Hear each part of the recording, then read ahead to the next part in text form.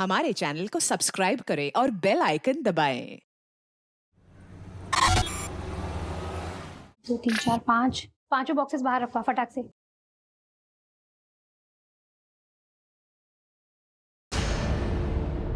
अरे रोहन, ये बॉक्सेस वहां क्यों पड़े हैं? कब से रखे हैं वहां? पैक करना है, लेकर आओ। हाँ हाँ मैम, मैं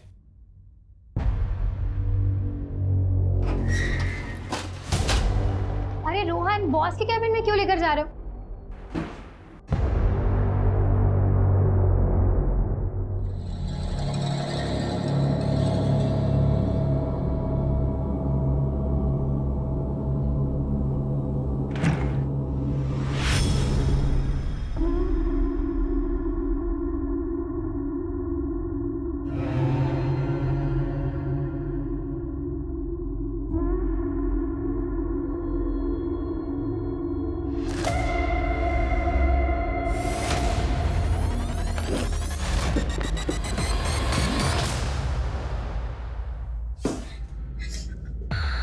क्या कर रही थी यहाँ?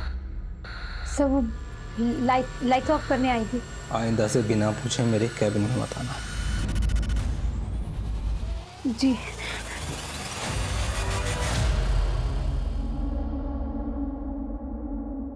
पल्लवी, तुम रो क्यों रही हो? जीजू, मैंने ऑफिस में ड्रग्स के पैकेट्स देखे। ड्रग्स? देखो, तुम ना इस समय बिल्कुल मत पढ़ना। तुम्हारा वो जो बॉस है ना प्रशांत, बहुत खतरनाक आदमी है। तुम ऐसा कुछ मत करना, मेरी मानो, कुछ मत करना तुम। मुझे बहुत डर लग रहा है जीजू। तुम डरो मत, मैं हूं ना तुम्हारे साथ। मैं तुम्हें कुछ नहीं होने दूंगा। अपनी हद में रह।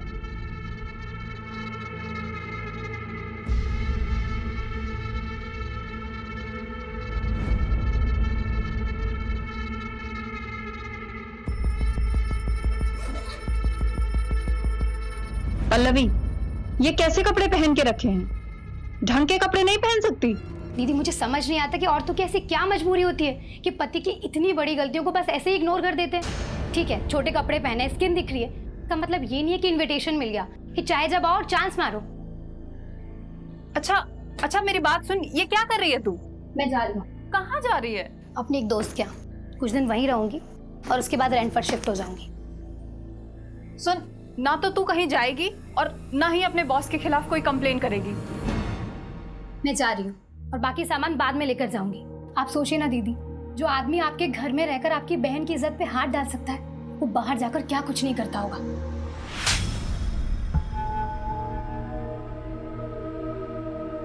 अरे मैं तुम्हें छोड़ दूं कहीं? Thank you. क्या एटीट्यूड है इस लड़की में।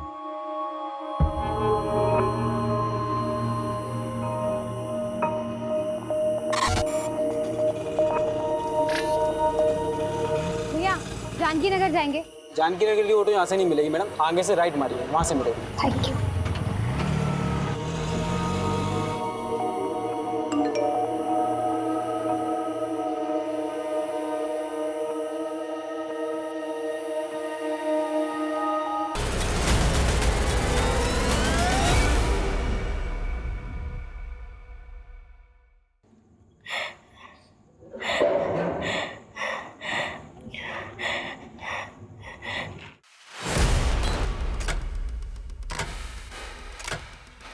जरा सी भी आवाज निकाली ना तो जान से मार डालूंगा। चलो उठ। ये क्या हालत बना रखी है तूने अपनी?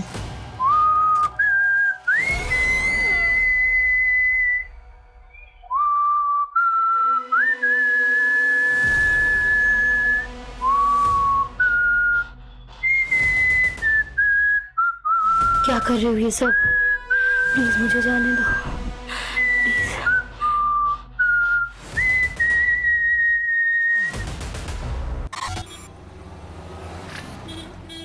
तू एक काम कर, जल्दी जा, जल्दी से अपना बैग रेडी करके आ। नगमा, इतनी देर लगा दी तुम लोगों ने। अरे क्या करेंगे, टेलर ने कपड़े ही नहीं सिले थे, बैठ के सिलाना पड़ा, वरना आशा क्या पहनती। बहुत लेट हो गया। नगमा, ये फातिमा को सलामी पर दे देना।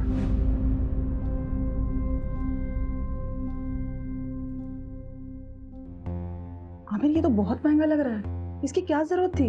हम उनको तोहफे में बहुत सारे कपड़े दे रहे हैं ना। नगमा, तुम्हारी खाला ने हमारे निकाह पर बहुत कीमती सेट दिया था, इतना तो करना ही चाहिए ना। कम से कम तुम उनके ताने सुनने से बच जाओगी। आमिर लेकिन आगे आयशा का बोर्ड का एग्जाम है, इतने सारे खर्चे हैं और वैसे भी शादी में बहुत खर्चा हो चुका है। मैं मैनेज करूंगा, तुम टेंशन मत लो। उज्जैन जाना है कि नहीं जाना? चलो जल्दी करो।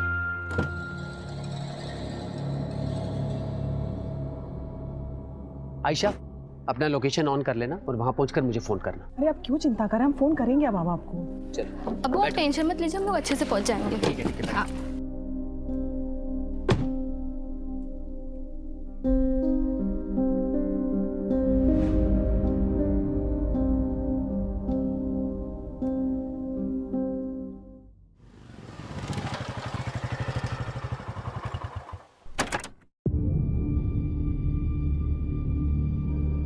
अर्जुन, कल से काम पर मत आना, आकर अपनी सैलरी ले लेना। क्या हुआ आमिर भाई, सब ठीक तो है? एक हफ्ते में दूसरी बार कंप्लेंट आई है तुम्हारी। वो तो तुम्हारी बीवी पेट से है, इसलिए मैंने पिछली बार माफ करवा दिया था, पर अब मैं कुछ नहीं कर सकता।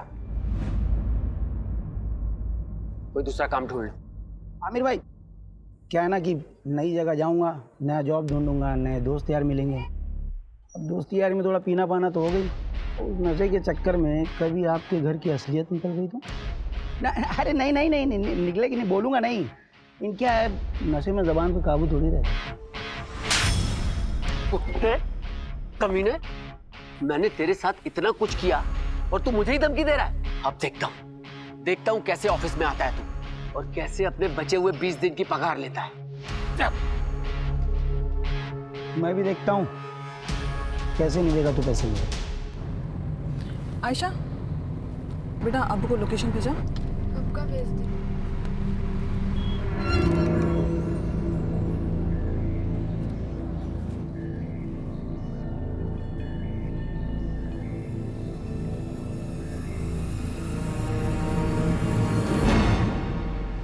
Excuse me sir payment.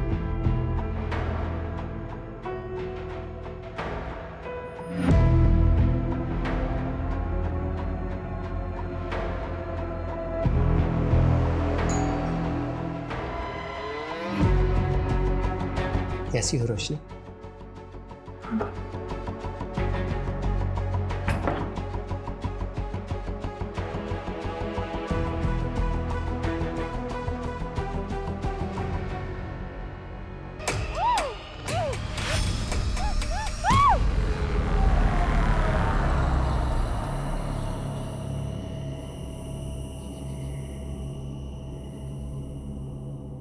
अरे रोशनी, इतना लेट?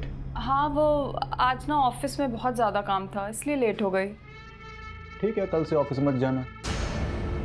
पर और सुनो, अंदर ना मैंने मटन ला के रखा है, उसे बना दो जरा। निलय, सॉरी ना, आगे से मैं ध्यान रखूंगी। मैं ऑफिस से हमेशा टाइम पे आ जाऊंगी। पता है तुम्हें, बॉस ने मेरी सैलरी भी बढ़ा दी है। अच्छा, मैं मटन बना के आती हूँ।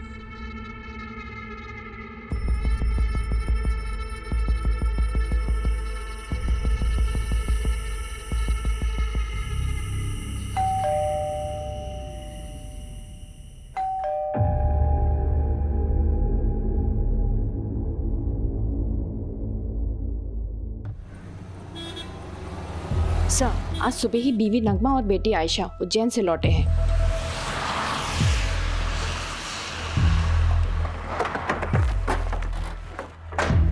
चलो साइड हटो। क्या मिला लगा रखा है? चलो हटो यहाँ से। आमिर उठ जाओ, क्या हो गया आपको? उठो आमिर, प्लीज उठ जाओ, क्या हो गया?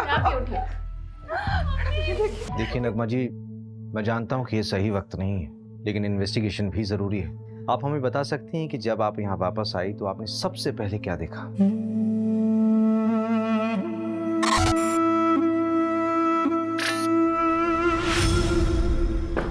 आमिर आमिर आमिर आमिर, उठो उठो। आमिर हम जब यहाँ से गए थे सब कुछ बिल्कुल ठीक था। आमिर बहुत खुश थे। पता नहीं किसने ये सब कर दिया। सर, हमारे आने के पहले कुछ मोहल्ले वालों ने यहाँ भीड़ लगा रखी थी। पूरा क्राइम सीन कंटामिनेट कर दिया ऐसा। आई डाउट कि फॉरेंसिक वालों के यहाँ ज़्यादा कुछ मिलेगा। ठीक है, जो कुछ भी पॉसिबल हो उनको बोलो कि एविडेंस कलेक्ट करें। Okay sir.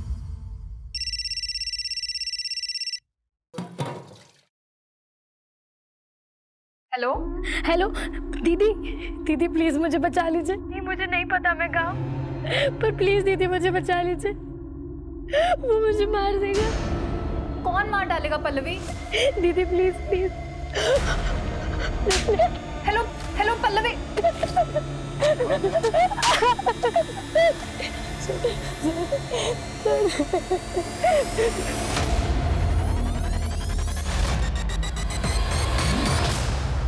नहीं सर, हमें किसी पर कोई शक नहीं है। अच्छा, आप लोगों के उज्जैन जाने से पहले आमिर का किसी से लड़ाई झगड़ा हुआ था या फिर आपकी फैमिली में कोई इशू? आमिर बहुत अच्छे इंसान थे, उनकी किसी से कोई दुश्मनी नहीं थी। पानी लीजिए। घर से कोई सामान गायब हुआ था? हाँ, मेरा लैपटॉप गायब था और अब्बू का फोन। ठीक है, डिटेल्स दे दीजिए। अगर इसके अलावा कुछ भी याद आए तो हमें बताइएगा जरूर। अभी जा सकते हैं आप।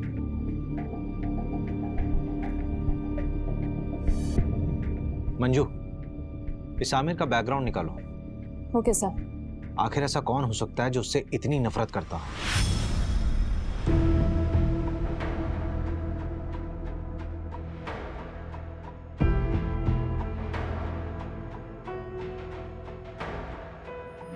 मैंने ऑफिस में ड्रग्स के पैकेट्स देखे।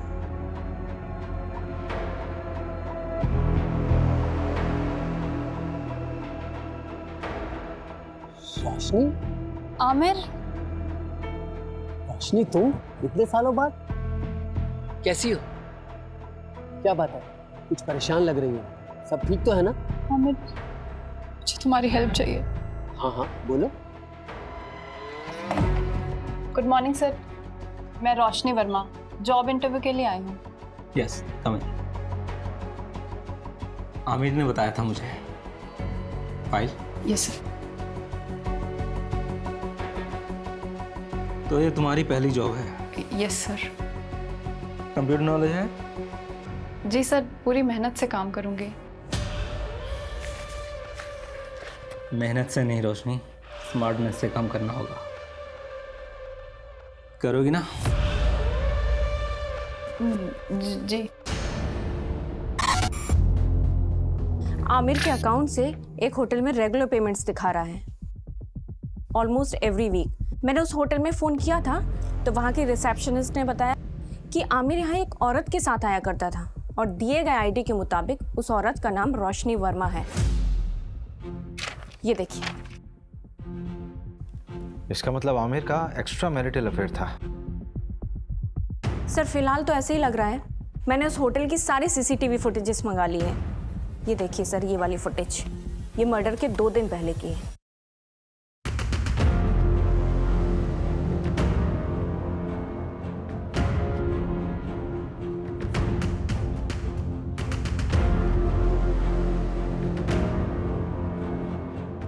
ये आदमी उसका पीछा कर रहा है। सर, इस आदमी की बॉडी लैंग्वेज बहुत डाउटफुल है। ऐसा लग रहा है जैसे ये इन पर नजर रखे हुए है। मैंने इसकी फोटो सर्कुलेट करवा दी है सर। गुड। हेलो। आमिर को उसकी बीवी ने मारा है। कौन बोल रहा है? फिर से बोलिए आप।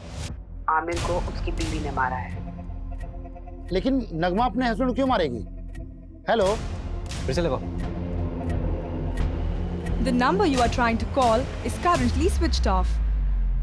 एक ऐप है, मैं लोकेशन चेक करता हूँ। जल्दी करो। लोकेशन जहांगीराबाद है। इसका मतलब कॉलर आमिर के एरिया से ही थी। सर, नगमा को उठा ले क्या? नहीं, किसी रैंडम कॉल के बेस पे हम किसी भी विक्टिम की वाइफ को नहीं उठा सकते। हो सकता है हत्यारे ने हमें भटकाने के लिए खुद कॉल किया हो या किसी से करवाया हो। इस नंबर को ट्रेस करो। Okay sir. मर्डर से 2 दिन पहले नगमा के सारी मूवमेंट को ट्रैक करो। उसके उज्जैन वाली शादी, उसका आना जाना, सब कुछ। Okay sir. मैं जी जान लगा दूंगा रोशनी, बल्कि मैंने तो कल की ही मीटिंग सेट की है। तुम टेंशन मत लो, मैं तुम्हारी बहन को कुछ नहीं होने दूंगा। आमिर, अपना ध्यान रखना, प्रशांत बहुत खतरनाक है। तुम मेरी फिक्र मत करो रोशनी।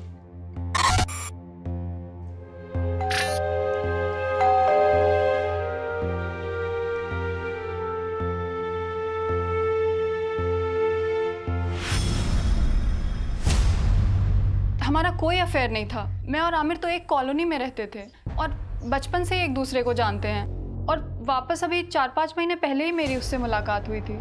ये चोट कैसे लगी? क्या हुआ है? कुछ नहीं मैम, वो किचन में काम करते टाइम लग गया।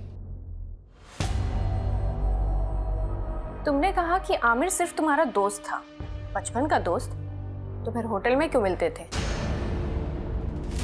क्या हुआ रोशनी? ये पुलिस क्यों आई है? वो आमिर का मर्डर हुआ है, उसी सिलसिले में पूछताछ करने के लिए आए हम लोग। कौन आमिर? वो मेरी कंपनी में सिक्योरिटी एजेंसी का सुपरवाइजर था। हाँ तो ये तुमसे पूछताछ क्यों कर रहे हैं? देखिए ये वहां ना 9 से 6 जॉब करने जाती है, रिश्तेदारी निभाने नहीं। तुम कभी मिले हो आमिर से? अरे मैं क्यों मिलूंगा? आप लोग बात किसके बारे में कर रहे हैं, मैं तो ये तक नहीं जानता। अच्छा, ये देखो, कुछ याद आया? चल आने चल। सर मैंने कुछ सब याद कराता हूँ, चल। अरे मेरी कोई गलती नहीं, मुझे क्यों लेके जा रहे हो? अरे मैंने कुछ नहीं किया, छोड़ो मुझे। सर मैंने आमिर का मर्डर नहीं किया है। अगर तूने आमिर का मर्डर नहीं किया तो तूने झूठ क्यों बोला कि तू आमिर को नहीं जानता? तो क्या सच बोलता? क्या आमिर मेरी बीवी के साथ होटल में जाता है? क्या करते आप लोग? सहानुभूति देकर छोड़ देते? नहीं ना। वैसे आमिर का मर्डर हुआ कभी है? 23 तारीख को। 23 तारीख को तो मैं यहाँ था ही नहीं, मैं तो इंदौर में था अपने दोस्त के यहाँ। चल नंबर बता तेरे दोस्त का। लिख लीजिए नंबर, लेकिन फोन नहीं लगेगा उसका। क्यों? क्योंकि वो दुबई चला गया है।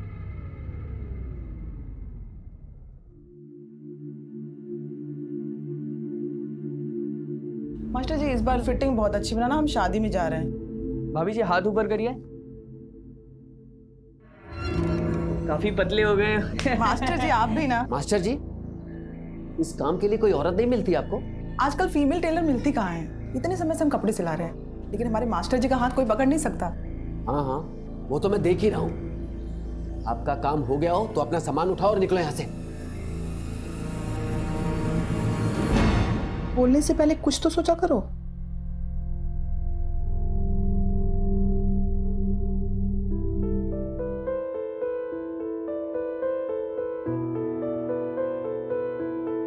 हैप्पी बर्थडे नगमा।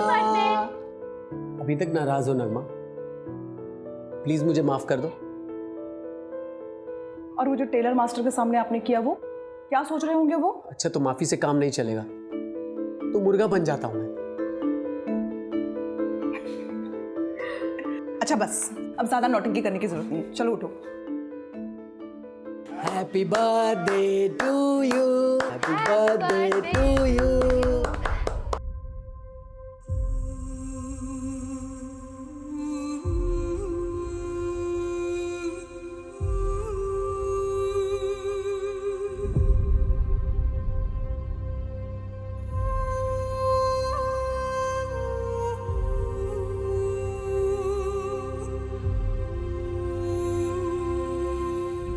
सर, इनिशियल रिपोर्ट आ गई है।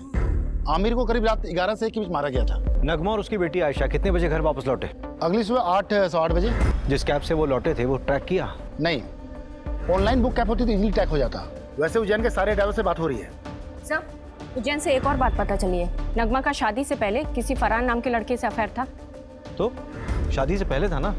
नहीं सर, अभी भी है। नगमा जिस शादी के लिए उज्जैन गई थी ना, वहां से 2-3 घंटों के लिए गायब थी, उसी फरहान से मिलने के लिए। फरहान? नगमा 2.5 लाख है, बाकी अगर और जरूरत पड़े तो बता देना। Thank you Farhan. लेकिन नगमा, हम कब तक ऐसे चुप चुप के मिलते रहेंगे? थोड़ा वक्त दो मुझे फरहान। वैसे भी आयशा की जिम्मेदारी है मुझ पर। एक बार मैं आयशा का सब कुछ ठीक कर लूँ, फिर देखेंगे। और वैसे भी मैं किसी को दुखी नहीं करना चाहती। तो ठीक है, बैठ।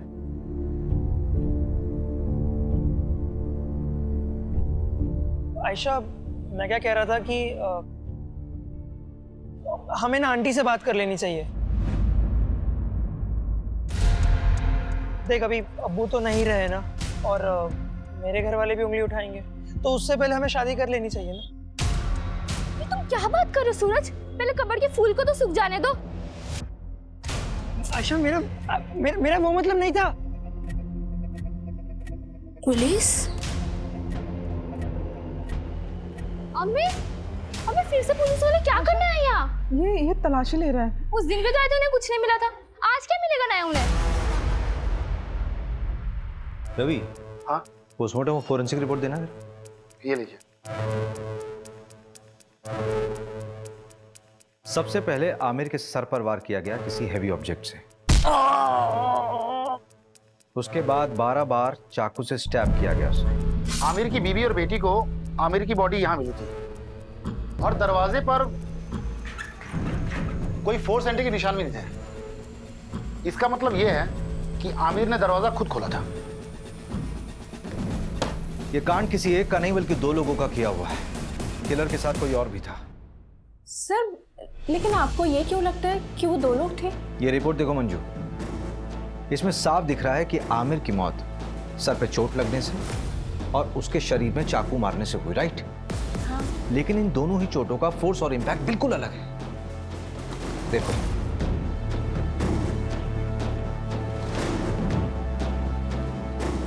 एक काम करो, इस घर की एक बार फिर से अच्छे से तलाशी लो। ठीक है। Okay sir.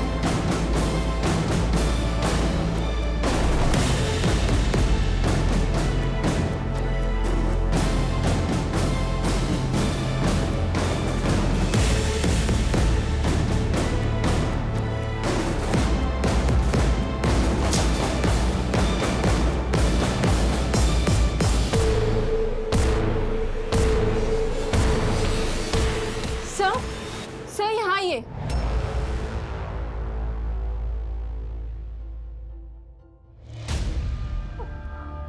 सर मुझे नहीं पता, ये मेरा नहीं है। मुझे नहीं पता मेरे अलमीरा में कहाँ से आया। मैं सच बोल रही हूँ। मंजू, लेके चलो। सर आप मेरी बात सुनिए। चलो थाने चल के बोलना जो बोलना है।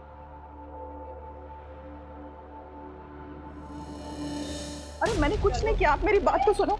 मैंने कोई खून नहीं किया। आयशा, नहीं मार सकती। हम तो शादी में उज्जैन गए थे, अम्मी नहीं कर सकती हैं। आयशा, उन्होंने कुछ नहीं किया। मैडम मैंने कुछ नहीं किया, मेरी बच्ची अकेली है। अम्मी!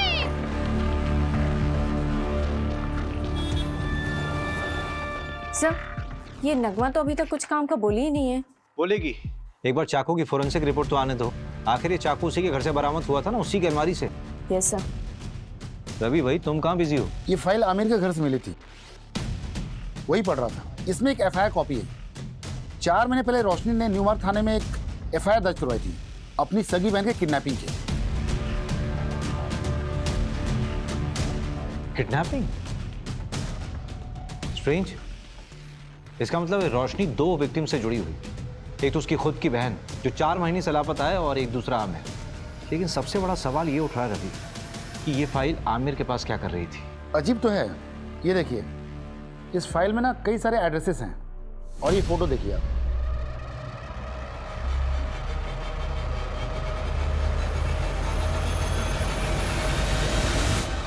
रवि, कहीं उस कॉलर के बोलने पे हम बहुत अलग तो नहीं जा रहे? हम नगमा से पूछताछ कर रहे हैं और मालूम चले कि केस कुछ और ही। एक काम करो, रोशनी को थाने बुलाओ।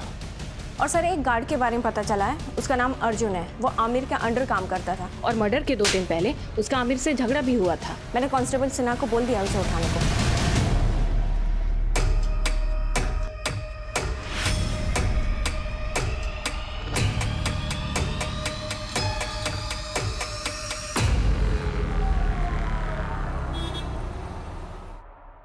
सर मैं सच कह रहा हूँ, मैंने कुछ नहीं किया, मैंने किसी को नहीं मारा है। हाँ, आमिर से गुस्सा ज़रूर था क्योंकि वो नौकरी से निकालने की बात कर रहा था, पर उसके मर्डर के बाद मुझे किसी ने नहीं बोला कि काम पे वापस मत आओ। हाँ, मेरा फ़ायदा ज़रूर हुआ है, पर मैंने किसी को नहीं मारा है सर। ये तो तोते की तरह खुद ही सब कुछ बोल रहा है। हाँ सर, वो हमारे साथ का ही था, बस सुपरवाइजर बनने के बाद उसको अचानक बहुत गुस्सा आने लगा, हर छोटी छोटी बात पे चिढ़ जाता था। तेरे मुंह से ही पहली बार सुन रहा हूँ कि आमिर को गुस्सा आता था। हाँ सर, आप चाहे तो वो आयशा के बॉयफ्रेंड सूरज, हाँ सूरज से भी पूछ सकते हैं। मैंने ही पकड़ा था उन दोनों को मार्केट में, और आमिर को खबर देके मैंने ही बुलाया था। अब्बा मत मारिए, अब्बू मत मारिए।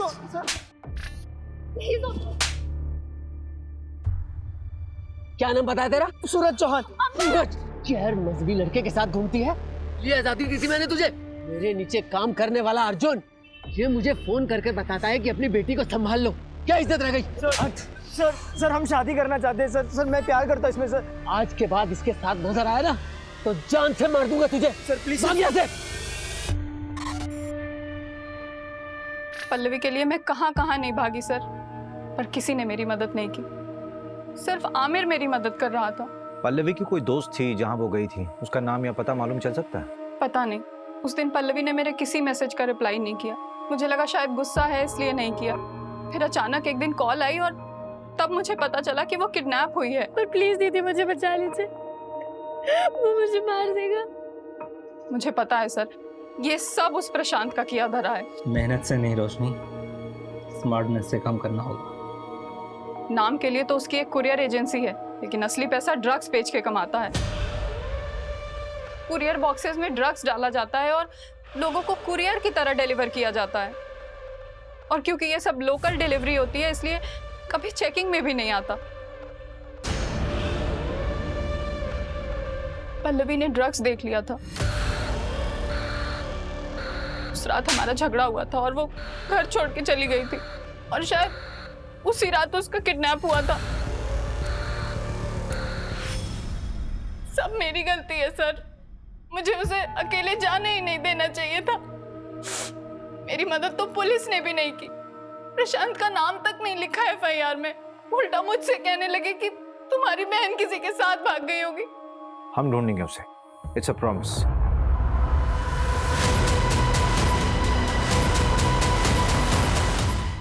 तो जब हम तुम्हारे घर आए थे तब क्यों नहीं बताया था ये सब? आमिर, ये देखो, किसी बैंक का अकाउंट नंबर है, SRV बैंक। रोशनी, ये स्विट्जरलैंड का बैंक है। एक मिनट, ये डायरी जहां से उठाई है वहीं रख दो।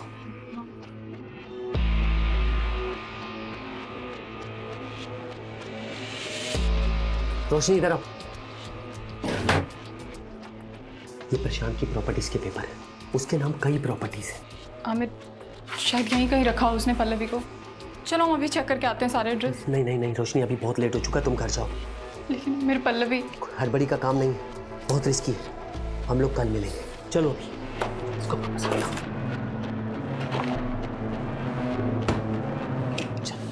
चल जल्दी जल्दी चल।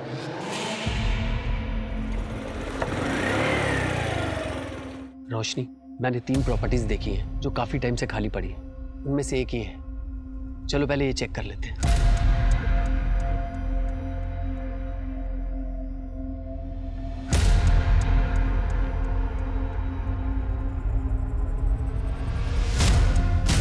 रोशनी, यहां तो कोई नहीं। चलो दूसरी प्रॉपर्टी में देखते हैं।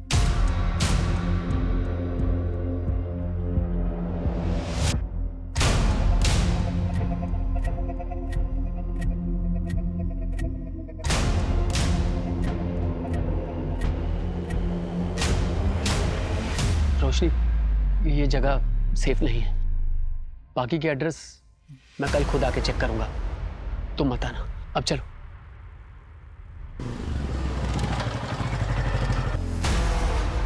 रोशनी, तुम टेंशन मत लो, मैं पल्लवी को ढूंढ लूंगा। आमिर, अभी मैं घर निकलती हूँ। अगर निलय मुझसे पहले आ गया ना तो बहुत प्रॉब्लम हो जाएगी।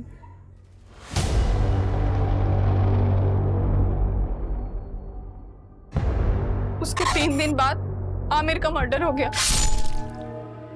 मैं बहुत डर गई थी, शायद प्रशांत को सब पता चल गया था, और पल्लवी तो अभी भी उसके कब्जे में है।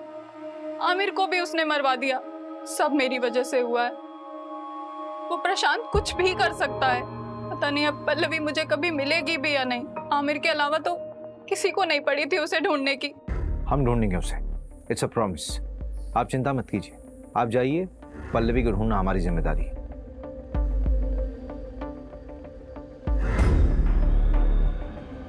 रवि, जिस नंबर से पल्लवी ने कॉल किया था उसकी डिटेल्स निकालो और इस कॉलर का भी इन्वेस्टिगेशन स्पीड अप कर दो, जिसने आमिर की वाइफ का नाम लिया था।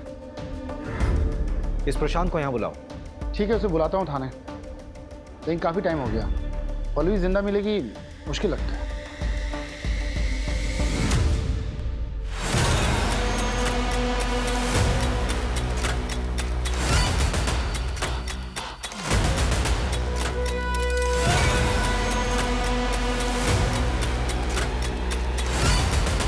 और इंस्पेक्टर साहब, बीवी बच्चे कैसे हैं आपके? बहुत अच्छे। अच्छे रहे तो कितना अच्छा है ना? धमकी दे रहा? अरे नहीं नहीं नहीं इंस्पेक्टर साहब, ऐसा आप कैसे कर सकता हूँ? आप बताइए क्या सेवा कर सकता हूँ आपकी? आमिर को जानता है? हाँ, हमारे यहाँ की सिक्योरिटी का सुपरवाइजर था, लेकिन सुना है बहुत बुरी तरह से मर्डर हुआ है उसका। किसने किया है? पल्लवी को जानता है? जी हाँ, हमारे यहाँ काम करती थी डेटा एंट्री ऑपरेटर का, फिर अचानक उसने जॉब छोड़ दी। उसने मारा आमिर को। ज़्यादा स्मार्ट बनने की ज़रूरत नहीं है, सीधे सीधे बता कि तुझे कब पता चला कि आमिर तुझे इन्वेस्टिगेट कर रहा था। आमिर के लिए मैं भगवान था, वो मुझे इन्वेस्टिगेट क्यों करेगा?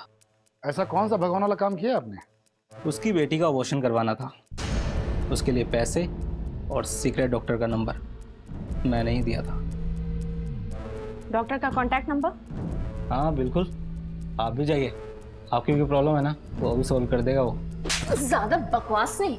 हाँ, लेडीज हैं आप, पर हम लेडीज की इज्जत करते हैं, इसीलिए एक गुस्ताखी माफ कर देते हैं, वरना क्या? और क्या करेगा? मंजू, मंजू, मंजू,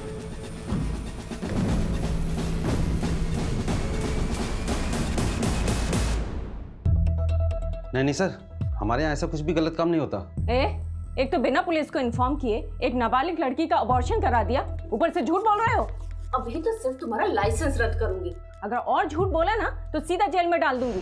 नहीं मैडम, ऐसा मत करना, मैं आपको सच्चाई बताता हूँ। आमिर 4 हफ्ते पहले ही आया था अपनी बेटी को लेके अबॉर्शन के लिए।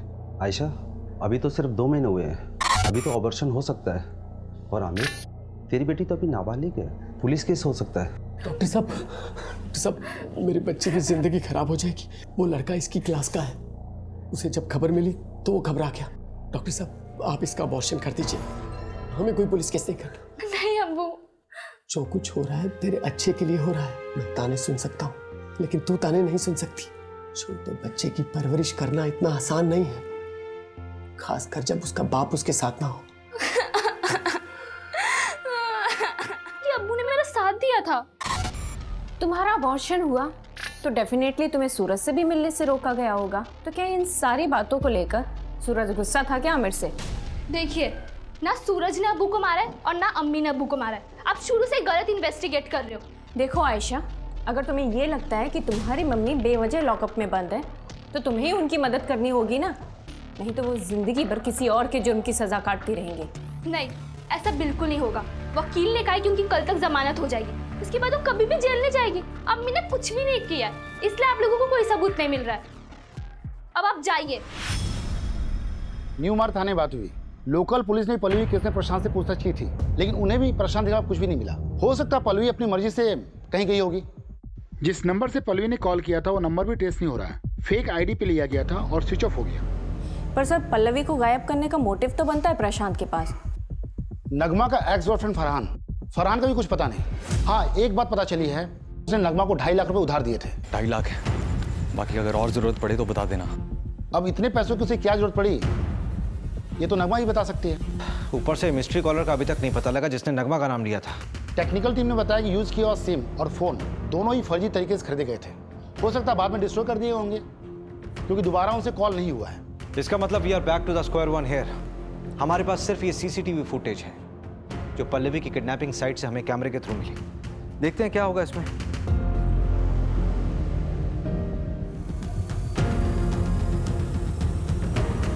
इन दोनों ऑटो वालों से भी न्यू मार्ग पुलिस ने बात की थी। पल्लवी ने यहीं पे उन 2 ऑटो वालों से बात की थी। इसी कैमरे का फुटेज देखा था ना हमने। हाँ, फुटेज के मुताबिक पल्लवी ने यहाँ से राइट लिया हो लेकिन आगे तो कॉलोनी का एंड हो रहा है, आगे का पूरा रास्ता सुनसान है। पल्लवी यहाँ से कहाँ गई होगी? यहाँ से सीधे कुछ दूरी पर एक बहुत बड़ी फैक्ट्री है जो अब खंडर बन चुकी है, वहाँ चलकर देखें क्या? चल।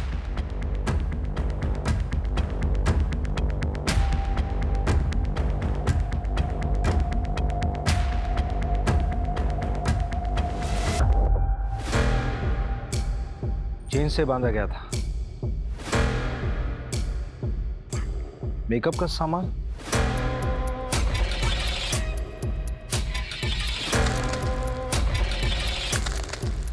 ये न्यूज़पेपर 3 हफ्ता पुराना है, इसका मतलब कम से कम 3 हफ्ता पहले कोई यहाँ होगा। कहीं किडनैपर्स ने पल्लवी को यहाँ तो नहीं रखा होगा। सबसे पहले तो ये पता करो कि प्रॉपर्टी किसके नाम पे है। ठीक है, जल्दी। रवि, इंजेक्शन, इसको ट्रैक करो। ये इंजेक्शन कहाँ कहाँ बिका है सब पता करो जल्दी। ठीक है।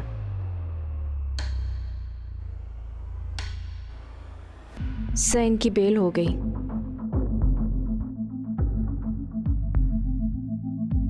मेडिसिन की बाहर की लिस्ट आई है। कोई लीड मिला प्रशांत से कनेक्टेड? एक लीड है, नाम देखकर आप हैरान हो जाएंगे।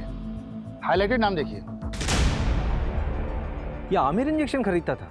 हाँ सर, हो सकता है कि ये प्रशांत ने मंगवाया हो। प्रशांत ने आमिर की मदद की थी वो आयशा के अबॉर्शन केस में, तो शायद इसलिए आमिर ने उस एहसान के चलते प्रशांत का ये काम किया हो। और हो सकता है आमिर को ये पता भी ना हो कि वो इंजेक्शन क्यों खरीद रहा है, क्योंकि वो खुद पल्लवी को ढूंढ रहा था। लेकिन प्रशांत के खिलाफ हमारे पास कोई सबूत नहीं है। एक है, हल्का कनेक्शन है, पर एक मिला है। जिस लोकेशन में पहुंचे थे वो एक कंस्ट्रक्शन कंपनी के अंडर है, गंगवार कंस्ट्रक्शन, और इस गंगवार कंस्ट्रक्शन प्राइवेट लिमिटेड में 21% का स्टॉक होल्डर है प्रशांत।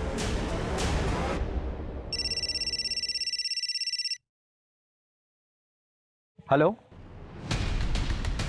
गाड़ी में बैठो।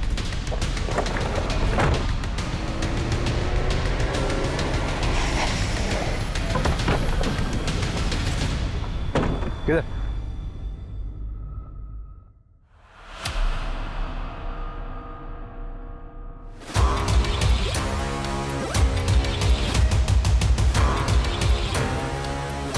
जिस चीज का डर था वही हुआ।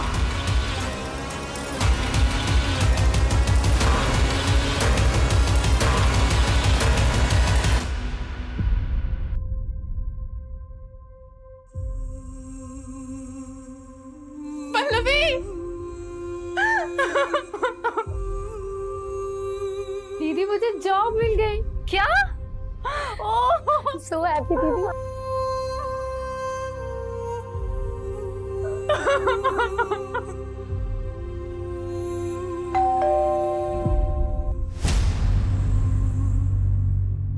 आप लोग फिर से? इस बार तुम्हें बेल नहीं होने वाली। चाकू की फोरेंसिक रिपोर्ट आ गई है, तुम्हारे फिंगरप्रिंट्स मैच हुए हैं। फोरेंसिक रिपोर्ट के मुताबिक इस चाकू में जो खून मिला है उस खून में हीमोग्लोबिन लेवल कम है और ब्लड क्लॉट थोड़ा ज्यादा। तो ये जो खून इस चाकू में मिला है वो विक्टिम के मर्डर के कम से कम 24 से 48 घंटे बाद का है, मतलब पोस्टमार्टम के बाद का ब्लड है। मैं अपना जुर्म कबूल करती हूँ, मैंने ही आमिर को मारा है। झूठ बोल रही हो तुम नगमा। मर्डर रात के 11 बजे से 1 बजे के बीच में हुआ। रात के 10 बजे तो तुम देवास टोल क्रॉस कर रही थी और रात के 2 बजे सीहोर टोल। इसका मतलब ये हुआ कि जब मर्डर हुआ उस वक्त तुम रास्ते में थी और करीब 3:30 बजे तुम घर पर वापस लौटी। आयशा बोलो, क्यों किया ये सब? देखो, मैं जानता हूं तुम दूसरी कैब करके पहले ही भोपाल पहुंच गई थी और तुम्हारी मां नगमा बाद में अकेली आई थी। देवास टोल नाके के सीसीटीवी फुटेज में तुम्हारी मां कैब में अकेली दिखाई दे रही है। इसके आगे जाकर हमने इन्वेस्टिगेट किया तो पता चला कि मर्डर के समय तुम्हारी मां घर पर थी ही नहीं। सबूत हैं हमारे पास। सर प्लीज, मैं आपके आगे हाथ जोड़ती हूँ, इसको छोड़ दीजिए। इसकी सजा मुझे दे दीजिए। ये अभी बहुत छोटी है, इसकी पूरी जिंदगी बर्बाद हो जाएगी। आयशा, मैं तुमसे पूछ रहा हूँ, बोलो क्यों किया तुमने ऐसा? नगमा तो तुम दोनों को भगाने वाली थी, फिर क्यों? बोलो आयशा। क्योंकि मैं नहीं भाग पा रही थी। कैसे चली जाती मैं? कैसे भूलती है सब कुछ? 2 महीने में तेरा निकाह करवाऊंगा। अबू सूरज बहुत अच्छा लड़का, प्लीज हमें अलग मत कीजिए। सिर्फ सूरज से शादी करूंगी। क्या बोली तू? क्या किया तूने उसके साथ जो किसी और से निकाह नहीं करेगी? सोई थी क्या उसके साथ? आप क्या कह रहे हैं? इस उम्र में भी खुद पे काबू नहीं है तुझे? हाँ? ये भी नहीं सोचा कि वो गैर मजहबी लड़का है। तेरी गर्मी मैं निकालता हूँ, घर की इज्जत घर में ही रह जाएगी। चल। वो मेरा रेप करता था, मेरा खुद का बाप। जो अबॉर्शन करवाया था वो सूरज का बच्चा नहीं, वो कमीना आमिर का था। तुम्हारी अम्मी ने पैसों का इंतजाम किया था, तो फिर क्यों नहीं चली गई? नहीं जाना था मुझे, नहीं भागना था। जब तक मैं उस कमीने को सजा नहीं दिला देती, मैं नहीं भूल पाती है सब कुछ। लेकिन अब मैं भूल सकती हूँ, चैन से जी सकती हूँ, सूरज के साथ या फिर इस जेल में, पर जी सकती हूँ। पल्लवी का किडनैप भी आमिर ने किया होगा, उसी ने उसका रेप और मर्डर किया होगा।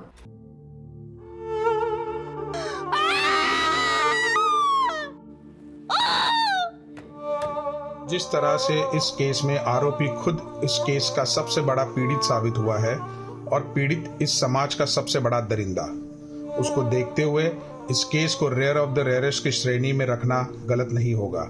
सारे सबूतों के बिना पर आमिर मलिक मर्डर केस में ये juvenile justice board Ayesha Malik को 3 महीने की सजा सुनाती है और इस दौरान वो जमानत की अर्जी भी लगा सकती है। For more updates, subscribe to our channel, click the show links and enjoy watching the videos.